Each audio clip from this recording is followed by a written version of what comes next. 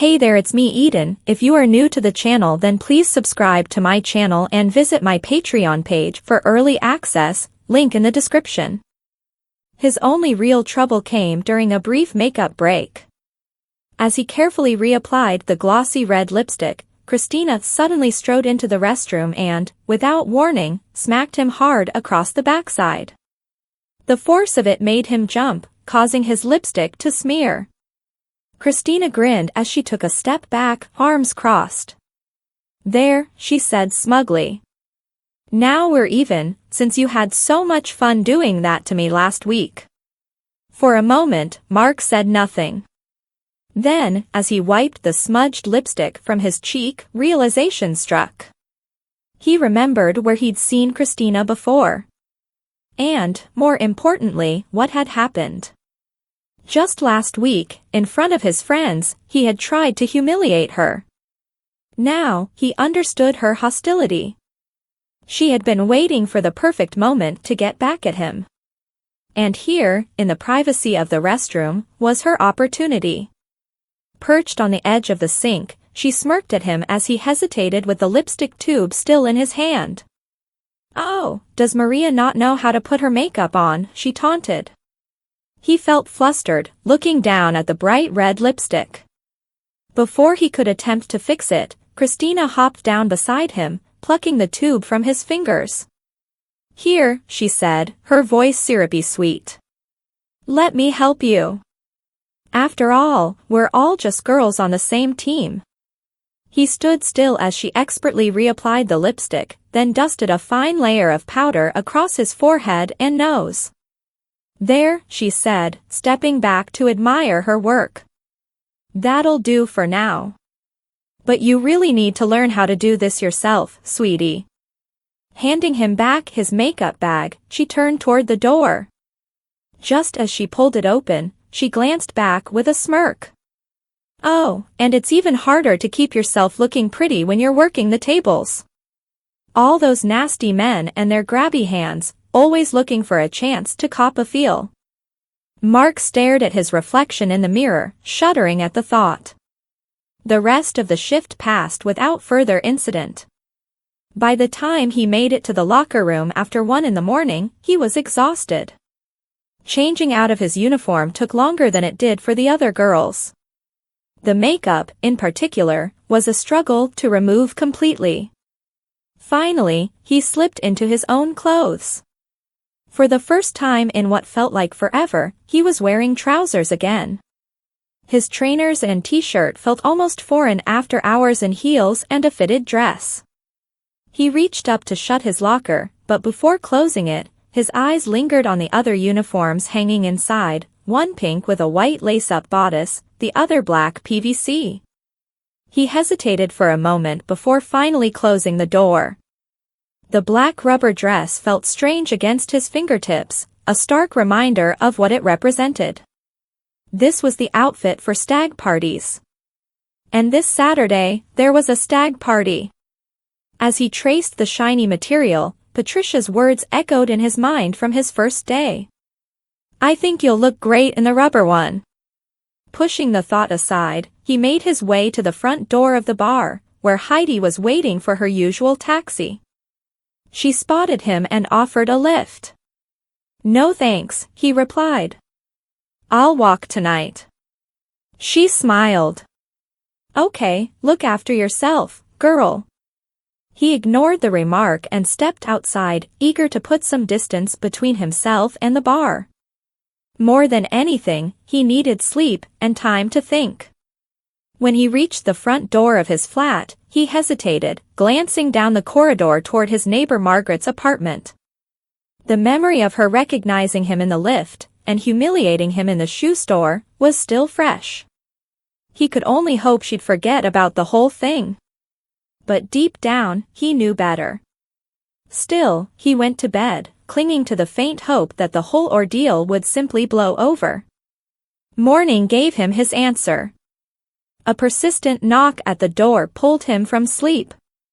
It wasn't violent, but it refused to be ignored. He groggily turned his head toward the bedside clock. Just after 8 a.m. With a groan, he got up, pulled on his bathrobe, and opened the door. Margaret stood there, a wicked grin on her face.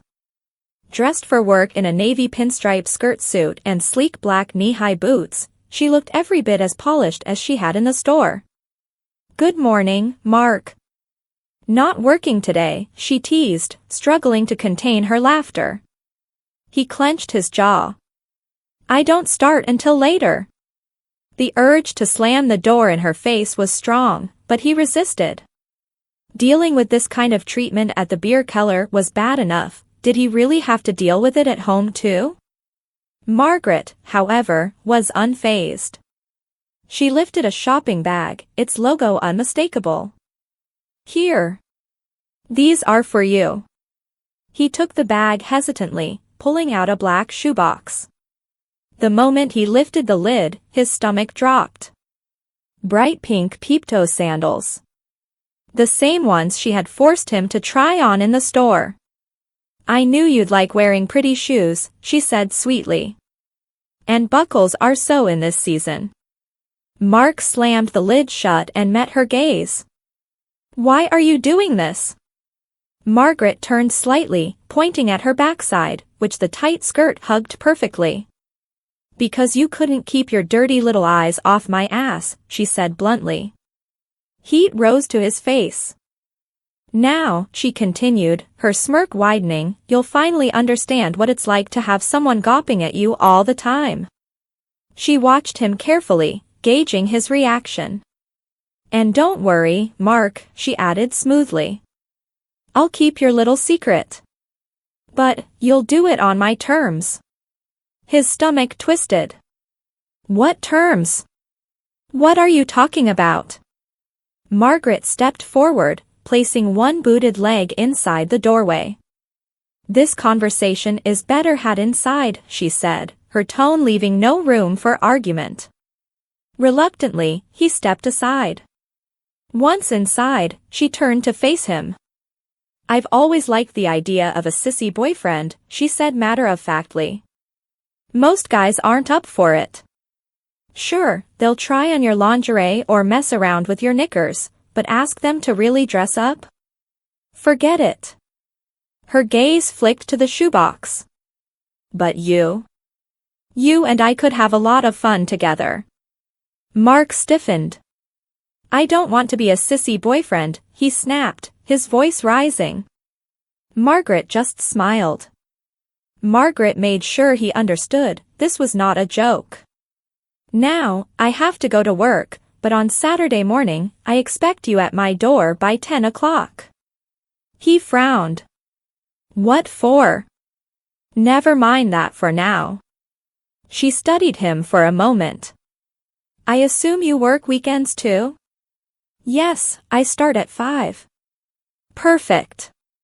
That gives us plenty of time to finish up by 2, so you'll still have time to get ready for work." "Finish what?" Margaret sighed dramatically.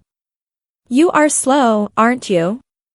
We need to get you some proper clothes to go with your lovely new shoes, silly. And since you've already had your first taste of makeup, I'll teach you how to cleanse properly." "Clothes," he repeated, his mind spinning. "Well, you won't fit into mine, though I bet you'd love to try." She ran a manicured hand along the curve of her skirt, her eyes gleaming as she watched his reaction. His stomach twisted. Was this it? Was he really going to be trapped in a life of skirts and heels? There had to be a way out. Margaret smoothed her skirt once more before making an exaggerated show of tugging the zipper on her right boot. These boots, the zip always slips. She glanced up just in time to catch him staring. A knowing smile spread across her lips.